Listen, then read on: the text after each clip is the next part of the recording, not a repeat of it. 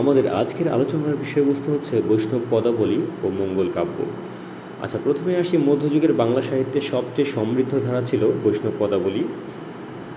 এখানে আরেকটি গুরুত্বপূর্ণ তথ্য হচ্ছে শ্রী চৈতন্যদেব, তার জন্ম হয় 1486 সালে এবং মৃত্যু হয় 1533 সালে।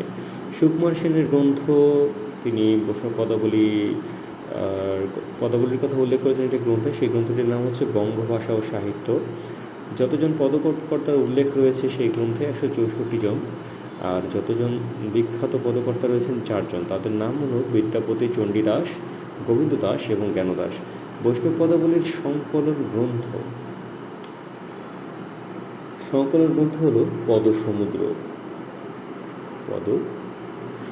অর্থাৎ পদের যে সমুদ্র সেটিকে বলা হয় পদসমুদ্র। আচ্ছা, বিদ্যাপতি যে রাজসভার কবি, তিনি মূলত মিথিলা রাজসভার কবি ছিলেন। মিথিলার যে দুটি নামে খ্যাত, তার একটি নাম ছিল মৈথিলী কোকিল।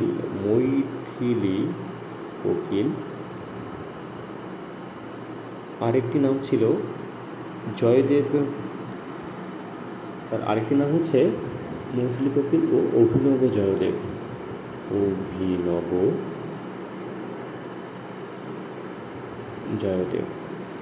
বিদ্যাপতির উপাধি ছিল কবি কণ্ঠহার। যিনি দেন তার নাম হচ্ছেন রাজা শিব সিংহ। যে ভাষায় পদ রচনা করেন আমরা সবাই জানি এটি, তিনি মূলত ব্রজবুলি ভাষায় পদ রচনা করেন। বৈষ্ণব পদাবলীর আদি রচয়িতা এবং প্রথম অবাঙালি কবিও ছিলেন কবি, তার নাম হচ্ছে বিদ্যাপতি। বাংলা সাহিত্যের প্রথম মানবতাবাদী কবি ছিলেন অবশ্যই চণ্ডীদাস। সবার উপরে মানুষ সত্য, তাহার উপরে নাই, আমরা সকলেই জানি তথ্যটি। বাংলা ভাষায় বৈষ্ণব পদাবলীর আদি রচয়িতা অবশ্যই চণ্ডীদাস। এটা কিন্তু বাংলা ভাষায়। পূর্বরাগের শ্রেষ্ঠ পদকার অবশ্যই এখানেও চণ্ডীদাস সর্বোৎপত্তি। বৈষ্ণব সাহিত্যের শ্রেষ্ঠ পদ রচয়িতা অবশ্যই চণ্ডীদাস। চণ্ডীদাসের অনেকগুলো গুণ। বাংলা সাহিত্যে আবার একটি সমস্যাও রয়েছে, চণ্ডীদাস সমস্যা নামে। যাই হোক, গোবিন্দ দাসের উপাধি কী ছিল? গোবিন্দ দাসের উপাধি ছিল কবিরাজ। এই কবিরাজ কিন্তু ওই চিকিৎসক কবিরাজ না, কবিদের রাজা, সেই অর্থে হয়তো কবিরাজ শব্দটি ব্যবহার করা হয়েছে। যিনি তাকে এই উপাধি দেন তার নাম হচ্ছে শ্রীজীব গোস্বামী।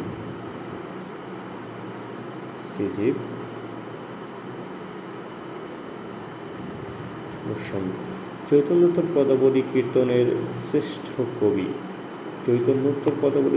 কীর্তনের শ্রেষ্ঠ কবি ছিলেন অবশ্যই এখানে জ্ঞানদাসের নাম আসবে। জ্ঞানদাস চৈতন্য পরবর্তী যুগে। জ্ঞানদাস রচিত পদের সংখ্যা 400। তিনি মোট 400টি পদ রচনা করেছেন। রচিত দুটি গ্রন্থ রয়েছে, সেই গ্রন্থ দুটির নাম হলো, একটি হচ্ছে মাথুর এবং অপরটি হচ্ছে মুরলী শিক্ষা।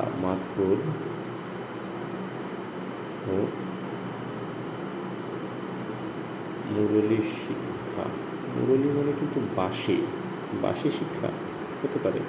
সবচেয়ে প্রাচীন চণ্ডীদাস অবশ্যই বড়ু চণ্ডীদাস, শ্রীকৃষ্ণ কীর্তন কাব্য যিনি রচনা করেছেন, বড়ু চণ্ডীদাস।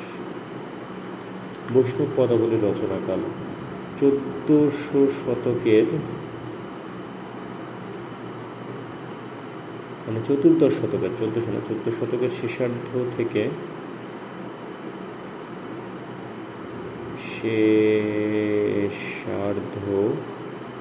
টু 17 শতকের শেষার্ধ। আচ্ছা, বৈষ্ণব পদাবলীর আদিকবি আমরা জানি যে বিদ্যাপতি, কিন্তু বাংলা ভাষায় বৈষ্ণব পদাবলীর আদিকবি হচ্ছেন অবশ্যই চণ্ডীদাস।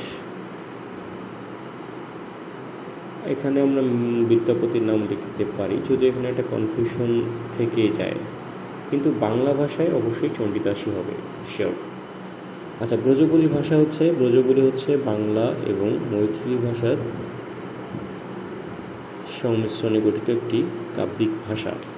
বৈষ্ণব পদাবলীর যে 5টি রস, সেটি হচ্ছে শান্ত, তারপরে হাস্য, দাস্য, সূক্ষ্ম, বাৎসল্য এবং শেষটি হচ্ছে তোমার মধুর রস। গীতগোবিন্দের রচয়িতা আমরা সকলেই জানি, তার নাম হচ্ছে জয়দেব। এখানে একটা বিষয় কনফিউশনে পড়া যাবে না, উপাধি অর্থাৎ আমাদের বিদ্যাপতি না, এখানে আপনার বিদ্যাপতি যে উপাধি ছিল সেটি ছিল কিন্তু অভিনব জয়দেব, আর আমাদের এখানে গীতগোবিন্দের রচয়িতা হচ্ছেন জয়দেব। বৈষ্ণব সমাজে বৈষ্ণব কবিগণের পরিচিত নাম, তাদের নাম ছিল মূলত মহাজন, এবং তাদের রচিত পদাবলীকে মহাজন পদাবলী বলা হতো। আচ্ছা, এখানে প্রথম মুসলমান পদকর্তা, তার নাম হচ্ছেন শেখ কবির, অনুমান করা হয় তাকে প্রথম মুসলমান পদকর্তা হিসেবে। দ্যাটস অল ফর বৈষ্ণব পদাবলী।